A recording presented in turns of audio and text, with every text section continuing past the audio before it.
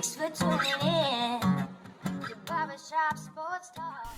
Where do you stand versus like somebody's peak versus just their variance? So, for example, like to stay on QBs, let's say Aaron Rodgers, right? We could say down to down, he was the best quarterback during last year, but the peak, the apex of guys like Mahomes and Allen were higher. So, where do you stand? Like, which one is better?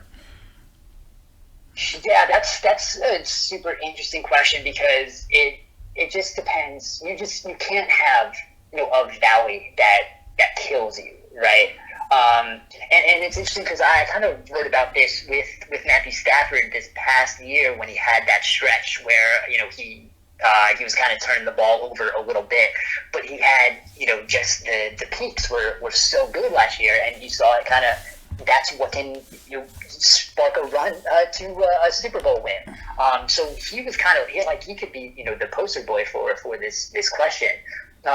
Josh Allen too. Like Allen was, I think, a little more inconsistent than a lot of people. Like I think we kind of have that recency bias of that last playoff game where he was just making every insane throw. But throughout the year, he was really up and down, and probably about the same. If you look at EPA, he had the same number of negative EPA games as Stafford did, and I think Stafford kind of got, because they were in prime time or whatever, got a little more heat for some of his low points. But I think when you have the ability to have that peak, you just can't have the valleys that are really going to cost you over a consistent time. And I think that's kind of what a Carson Wentz, right? I think you see the more variance of that. When he's on, he can still be good, and numbers wise he came out about fine. But his mistakes are so bad and so glaring and so costly that you really don't have a chance when you're making those types of mistakes, and then they really cost you.